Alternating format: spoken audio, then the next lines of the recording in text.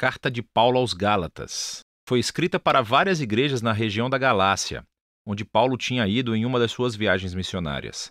Você pode ler as histórias no livro de Atos. Ele escreveu essa importante carta sentindo uma profunda paixão e frustração. Aqui está a história por trás dela. O cristianismo começou como um movimento judaico-messiânico em Jerusalém, mas a sua mensagem era para toda a humanidade e, assim, rapidamente se espalhou para além de Israel. No tempo de Paulo como missionário, havia tantos não-judeus quanto judeus no movimento de Jesus, e isso desencadeou um enorme debate que conhecemos no livro de Atos, capítulo 15.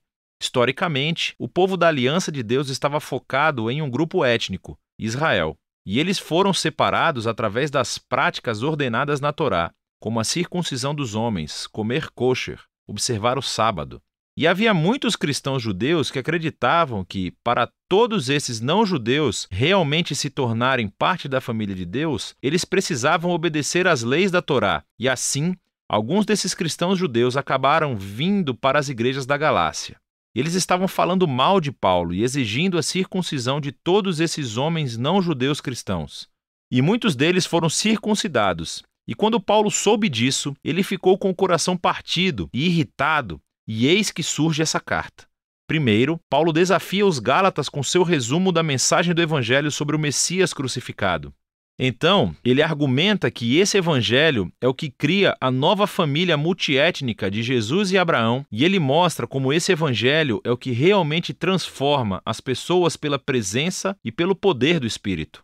Ele começa expressando sua perplexidade por os Gálatas terem abraçado um Evangelho diferente. É o evangelho promovido por esses cristãos que falam mal de Paulo e exigem a circuncisão. Então, Paulo defende primeiro a autenticidade da sua mensagem e a autoridade como um apóstolo. Ele foi enviado pelo próprio Jesus ressuscitado para ir ao mundo não-judeu. Lembre-se da história do livro de Atos. Paulo diz que somente mais tarde que ele foi a Jerusalém encontrar os outros apóstolos, como Pedro ou Tiago. E quando ele lhes disse que não estava exigindo que os cristãos não-judeus fossem circuncidados ou comessem kosher, eles deram seu apoio total. Mas essa tensão era mais profunda. Pedro tinha ido a Antioquia para visitar e ver todos esses cristãos não-judeus, e ele estava comendo e se relacionando com eles. Mas, quando alguns desse grupo de oposição de Jerusalém apareceram em Antioquia, Pedro cedeu sob sua pressão. Ele parou de comer com esses cristãos incircuncisos e os evitava. E assim, Paulo confrontou e acusou Pedro de hipocrisia, de não permanecer fiel ao Evangelho. Para Paulo, exigir que esses novos cristãos fossem circuncidados e observassem as leis da Torá é um erro muito grande e por muitas razões. Primeiro de tudo, porque é uma traição ao Evangelho. Ou, em suas palavras, as pessoas não são justificadas pelas obras da Torá, mas somente pela fé em Jesus, o Messias.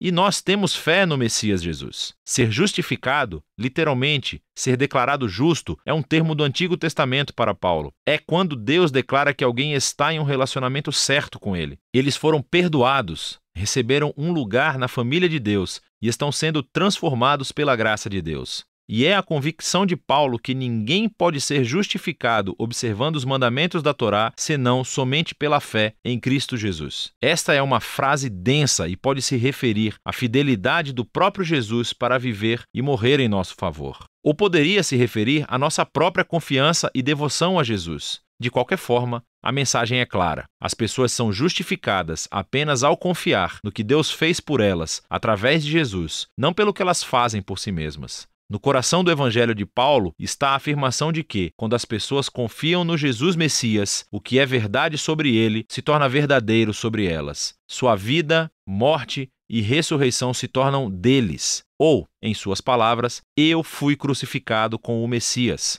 E não sou eu quem volta à vida, é o Messias que vive em mim. E a vida que agora vivo, eu vivo pela fé no Filho de Deus, que me amou e se entregou por mim. E então, a razão pela qual qualquer um pode dizer que está bem com Deus ou que pertence à família da aliança de Jesus não é porque obedeceu às leis da Torá. É somente por causa do que Jesus fez por eles, que eles nunca poderiam fazer por si mesmos.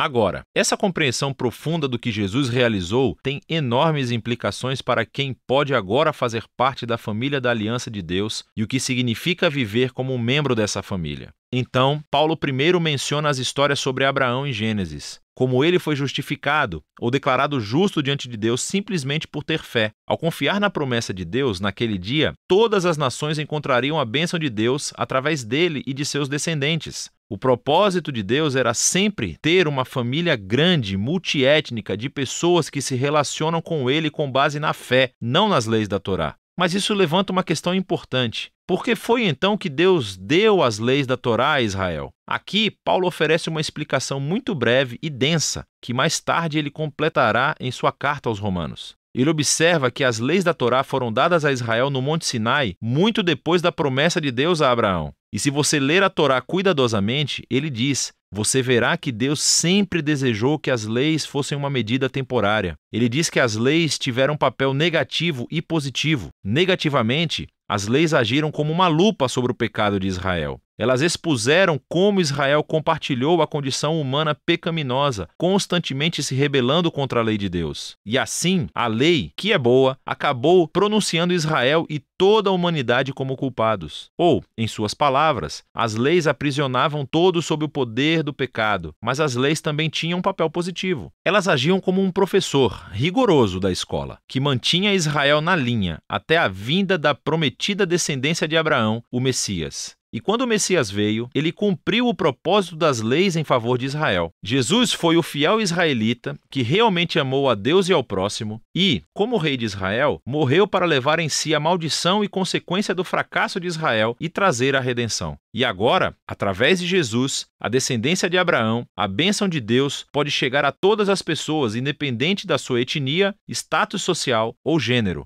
Para Paulo, não faz sentido exigir que os cristãos não-judeus observem a Torá. Esse tipo de exigência age como se Jesus não tivesse cumprido a promessa de Deus ou lidado com os nossos pecados. Negligencia a nova liberdade adquirida para nós através de Jesus e do dom do Espírito e limita a promessa e bênção de Deus a uma família étnica. Mas os adversários de Paulo podem argumentar que as leis da Torá são um guia comprovado para viver de acordo com a vontade de Deus. Como os cristãos não-judeus aprenderão isso? Paulo responde nos capítulos 5 e 6, descrevendo como a presença transformadora de Jesus através do Espírito é o segredo. As leis da Torá são boas, são sábias, diz Paulo. De fato, todas elas podem ser resumidas como Jesus fez no mandamento de amar ao próximo como a si mesmo. Mas as leis, boas como são, não deram a Israel o poder de obedecê-las. Em comparação, a boa nova é que Jesus cumpriu as leis em nosso nome. E agora, ele vive em nós através do Espírito, transformando o seu povo em novos seres humanos que cumprem a lei amando os outros.